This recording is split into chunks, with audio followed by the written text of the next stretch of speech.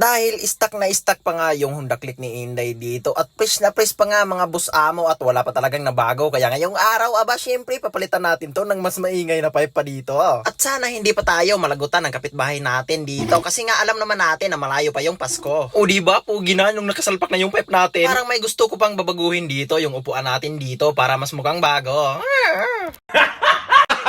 Gago!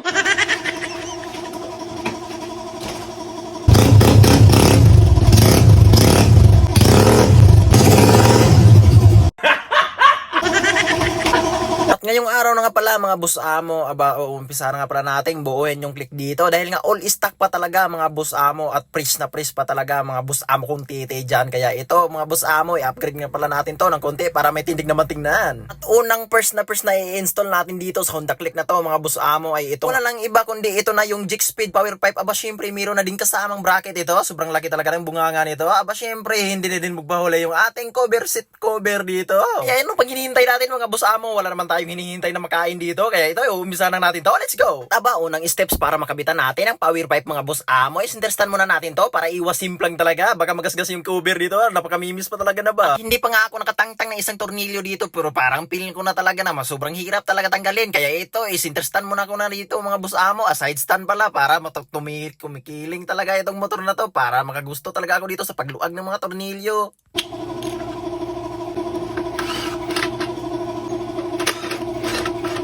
At ito, nung nakuha ko na yung isang buong stock pipe dito, syempre, papalitan na natin to ng super elbow, mga boss amo ko. Kung napansin nyo, super high mount talaga ito. Kaya lagyan muna natin ng kugmo dito para dumikit naman sa makina.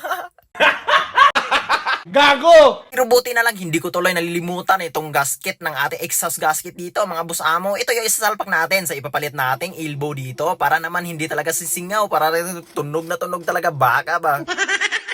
Yun, sa wakas, ito talaga yung inaantay ko mga boss amo dahil alam ko naman excited na kayo talaga na marinig talaga yung tunog dito. Pero bago yun natin isalpak mga boss amo, kunin muna natin yung ipagawa nating bracket dito. Pinakinis ng trupa. Kung napansin nyo mga boss amo, mas makinis pa sa mukha niya. Ay napakapoge ang tite.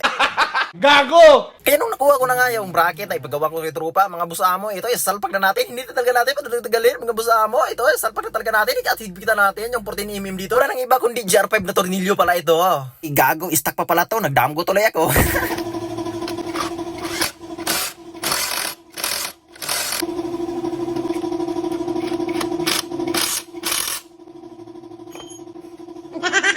At yun ay kabitan natin kaya let's go, sansig na to.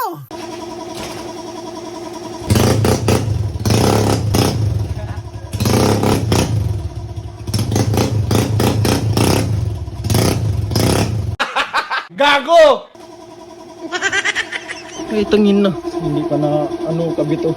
Let's go. Oh! Siyempre ito na may sunod. Hawiran mo. Alright, kabit. Let's go. Let's go. Alright!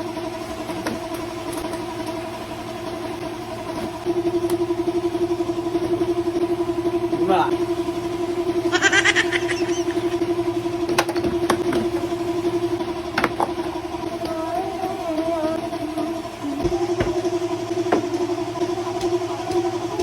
At yun, sa wakas, natanggal na natin yung stock upuan.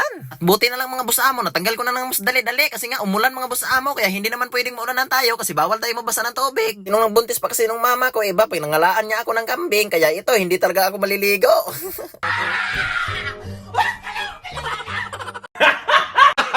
Gago! So yun, napakapugi pala kapag nasisalpak na natin yung seat cover mga boss amo na mayroong kalayo-kalayo na kulay violet.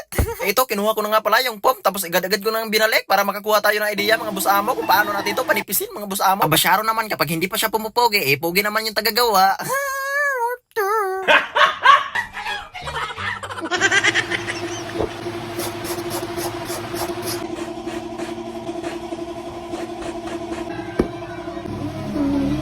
Kaya ito na pala yung itsura ng ating upuan na halos isang araw nating kinuskusan. Kung napansin nyo mga boss amo, babagay kaya to. Kaya ito, on muna natin yung compressor natin para matayin natin. Kunin muna natin yung 45 natin dito para ito yung gagamitin natin sa pagtakir ng ating upuan dito. So, ang problema, baka wala nang bahala, pero meron pa pala.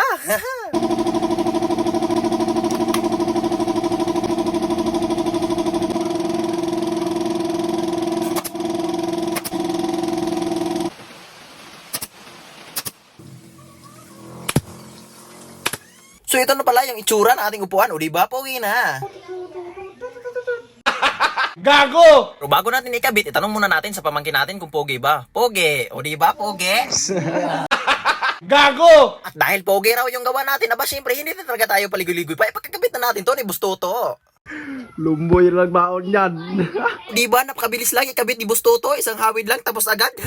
Kaya parang gusto ko nang bigyan ng isang kapirasong muntad. Kasi mas matigas yung tahimik lang kaysa dun sa nagmamagaling. Matigas yan ang mga pwedeng makapop.